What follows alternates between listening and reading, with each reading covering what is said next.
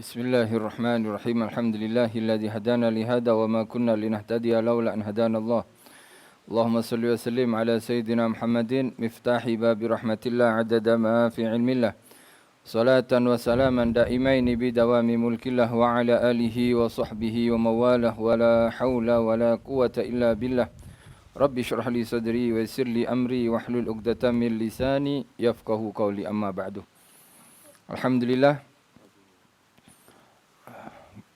Alhamdulillah, segala puji bagi Allah Subhanahu wa taala, dan juga kita bersyukur kita telah berjaya merayakan kelahiran baginda Nabi Muhammad sallallahu alaihi wasallam. Kita ucapkan terima kasih banyak kepada orang-orang yang telah bertungkus lumus untuk menjayakan program pada pagi hari ini. Mudah-mudahan mereka semua mendapatkan pahala lipat kali ganda daripada Allah Subhanahu wa taala.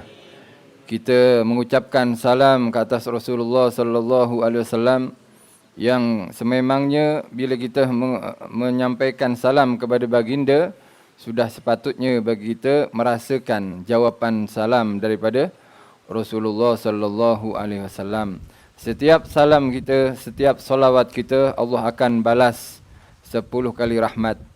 Dan lebih daripada itu, orang-orang yang berjaya menghimpunkan kawan-kawannya, saudara-saudaranya, sahabat-sahabatnya untuk bersalawat kepada Nabi juga mendapat bahagian daripada pahala yang didapatkan oleh sahabatnya, oleh kawannya. Alhamdulillah.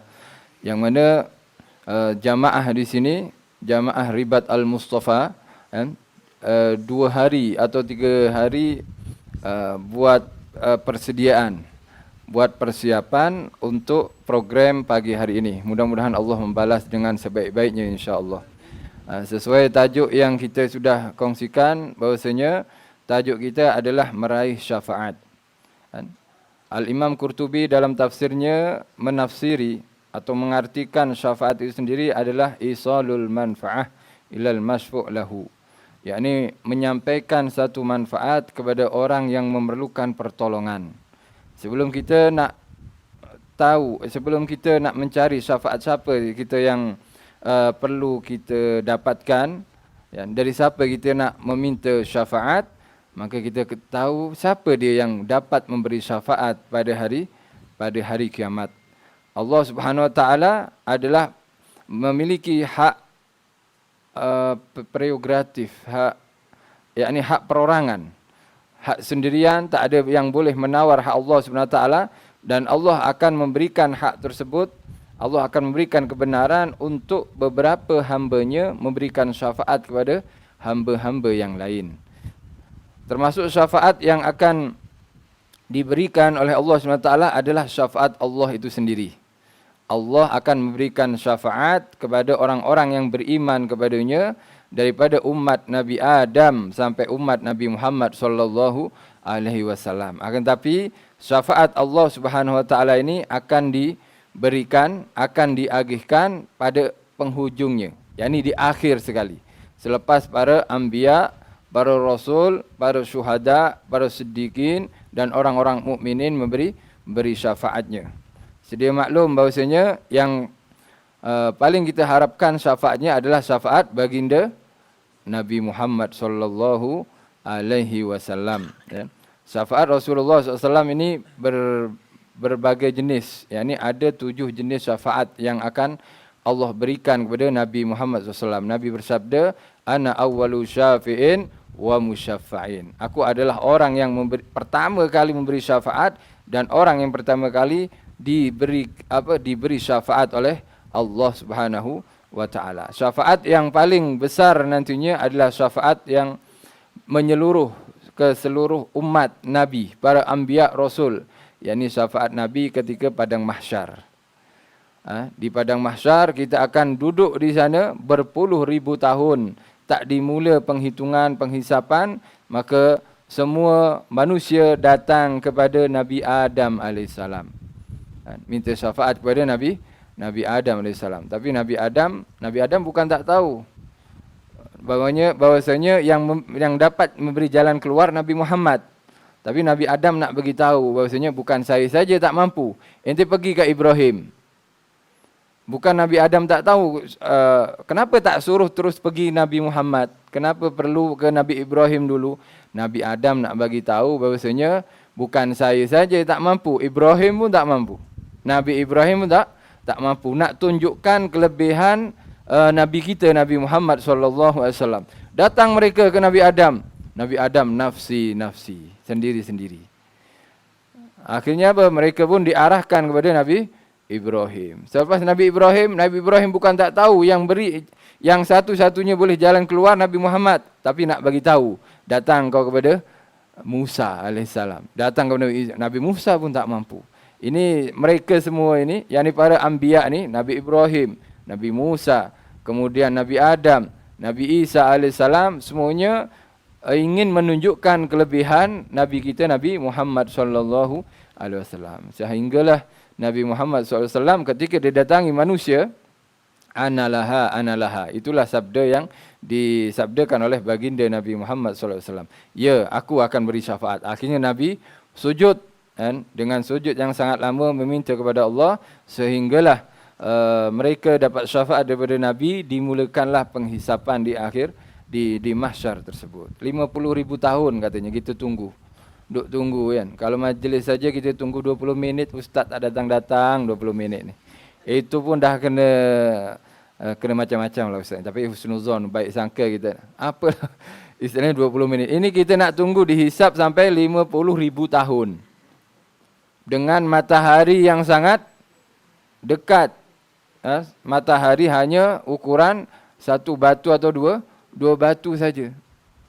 Sangat-sangat dekat. Akhirnya mereka bersyukur sampai ahli neraka sendiri, orang kafir sendiri tak sabar, ya, seperti yang kita baca dalam kitab Peringatan Umur Insan, kita baca di Yayasan Restu. Dikatakan sampai orang kafir pun, ya Allah, daripada aku tunggu macam ni, baik aku masuk neraka je terus. Mereka yakni merasa penyiksaan atau keadaan yang mereka alami, kesulitan yang mereka rasa itu dah paling dahsyat sudah. Mereka tak tahu neraka lagi. Sampai-sampai mereka, baik aku masuk neraka je ya Allah. Cakap macam tu. Lala sekali memang Nabi Muhammad SAW memberi syafaat. Akhirnya dimulakanlah hisab, ya, pengkiraan daripada amal manusia semuanya. Itu syafaat Nabi yang syafaatul uzma. Syafaat paling agung. Termasuk syafaat Rasulullah adalah memberi syafaat kepada umatnya supaya masuk surga tanpa hisab dan tanpa azab. Jadi ada sebagian umat Nabi yang sememangnya masuk surga tanpa hisab dan tanpa azab. Tapi ada juga umat Nabi yang dapat syafaat Rasulullah masuk surga tanpa hisab, tanpa azab. Mudah-mudahan kita mendapat syafaat yang ini gitu.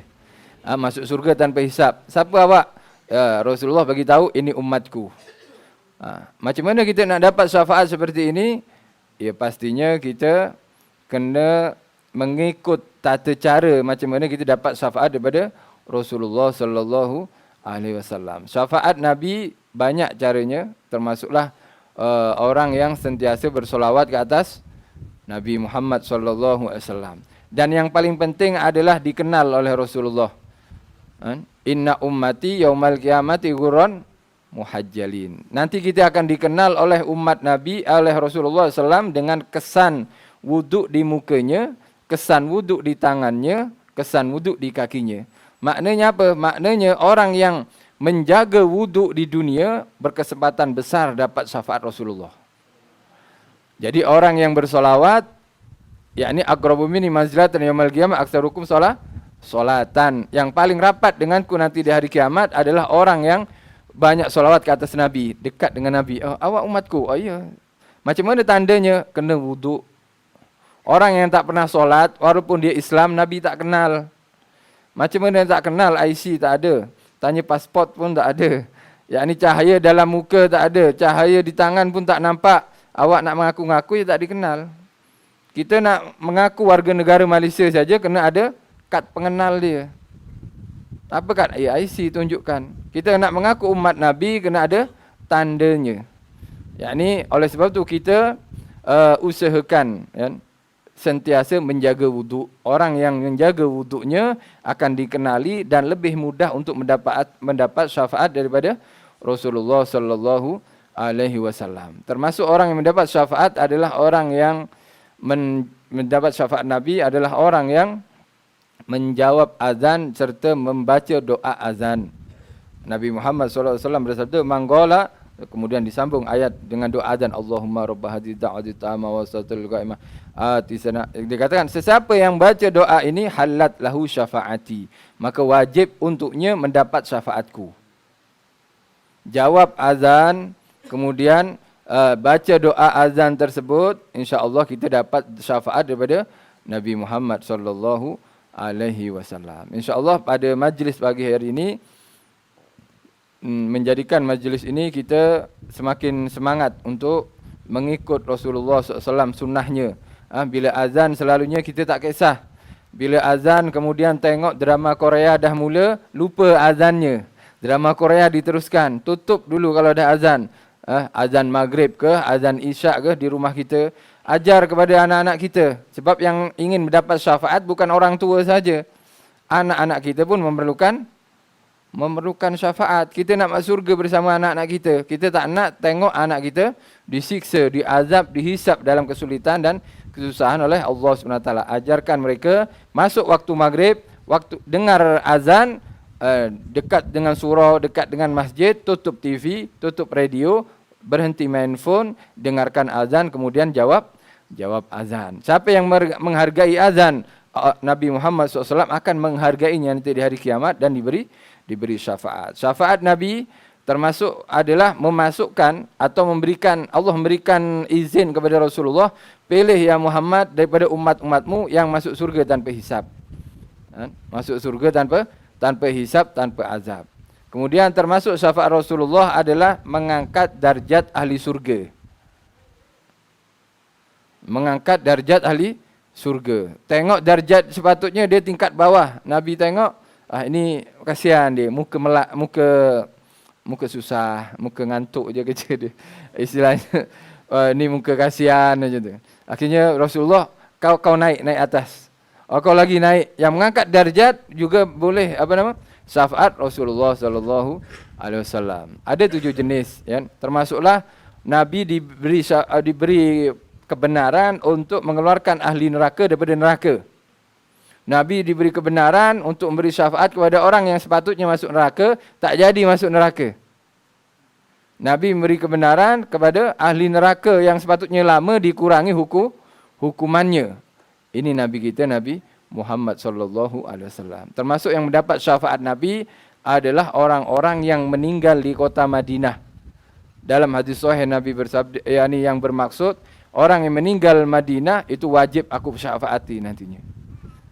Orang-orang yang meninggal di sana adalah orang-orang pilihan Allah Subhanahu wa taala yang insya-Allah mendapat syafaat daripada Rasulullah sallallahu alaihi wasallam. Baik.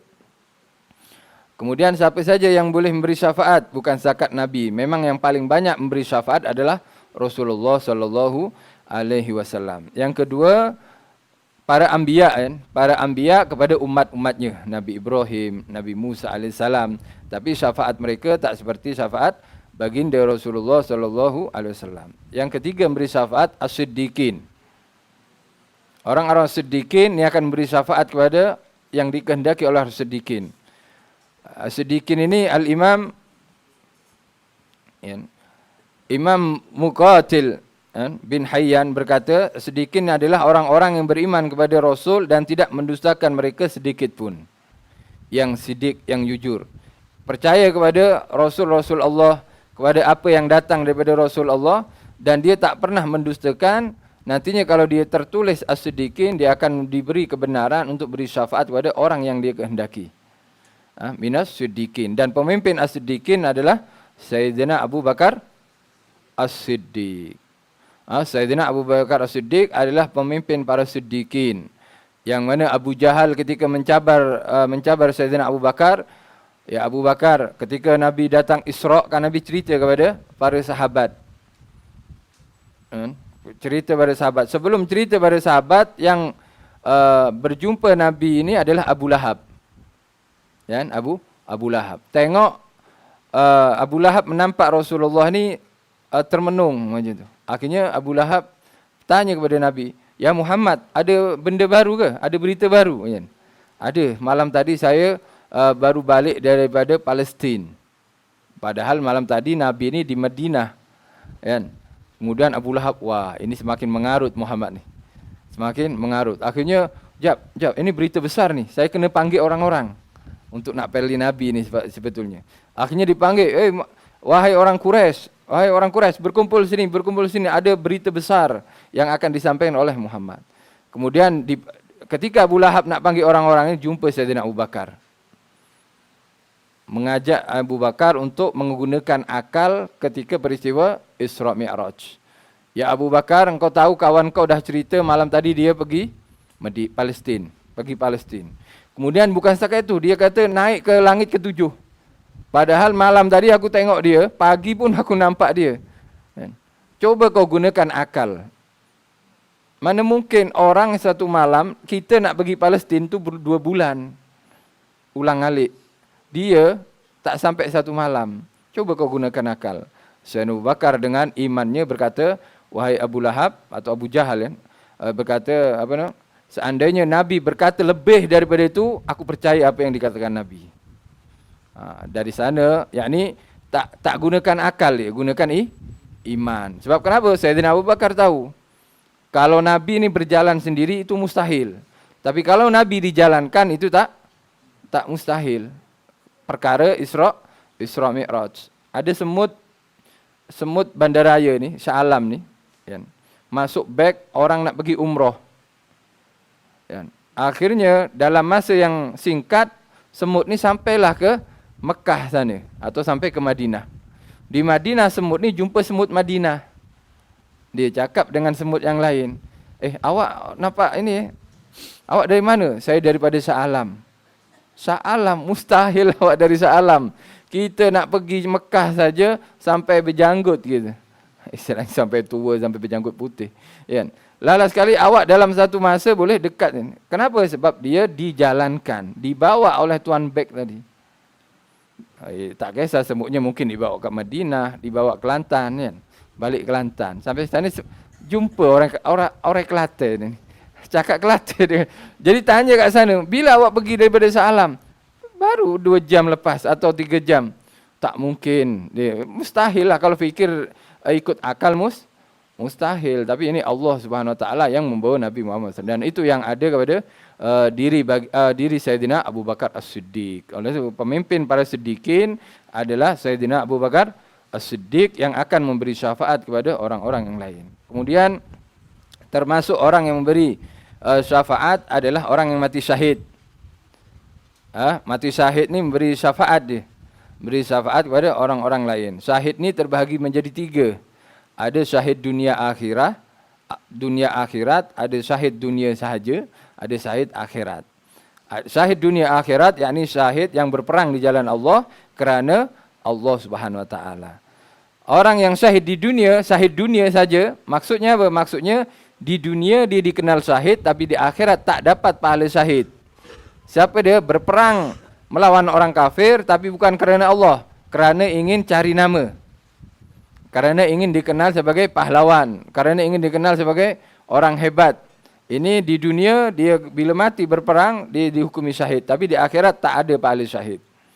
Yang terakhir syahid akhirat. Syahid akhirat adalah orang-orang yang di dunia dia matinya seperti mati orang biasa, dimandikan, disolati, dikafan, tapi di akhirat dia dapat pahala syahid. Siapa dia orang-orang syahid ni? Ramai, banyak jenisnya orang syahid akhirat. Termasuk orang yang mencari ilmu ketika menghafal Al-Quran, tak tahunya meninggal ketika menghafal Al-Quran. Kemudian ketika mencari nafkah untuk keluarganya, ada kemalangan, meninggal ketika kemalangan. Ini syahid semua.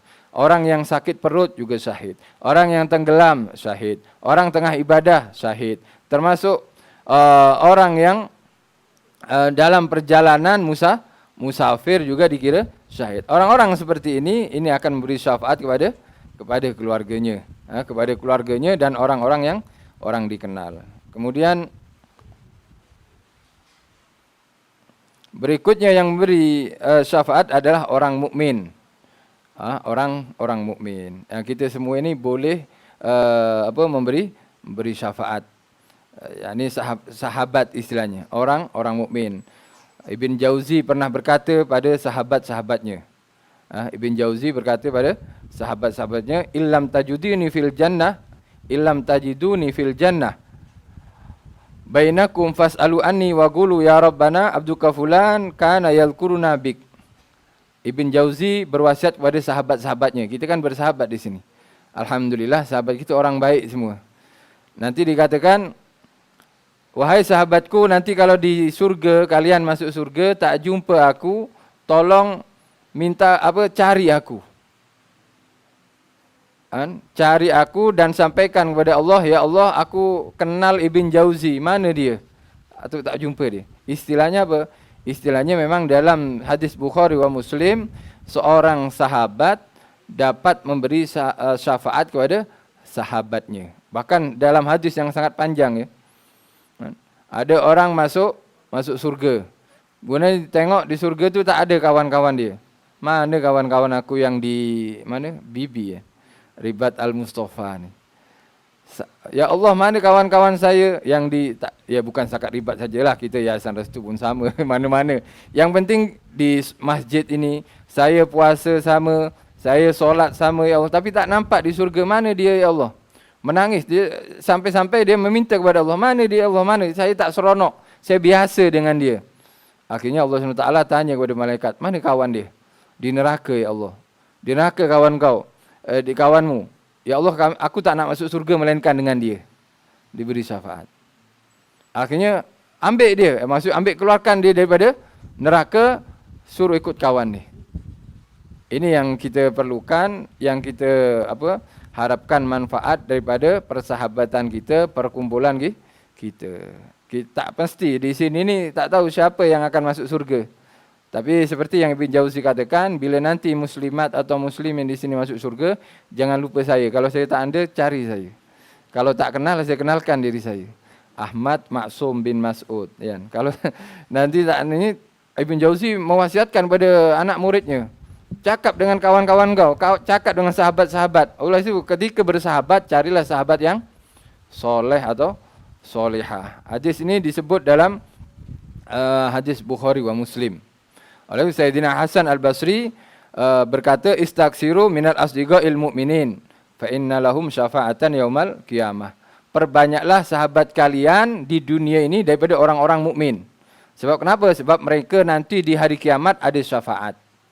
Ada syafaat. Oleh sebab itu di sempena kita mengharap syafaat daripada Nabi, mengharap syafaat daripada Allah Subhanahu Wa Taala, juga kita mengharap syafaat daripada sesama kita insya-Allah. Dan oleh sebab tu kesalahan di antara kita mohon dimaafkan sempena Maulid Nabi Muhammad SAW.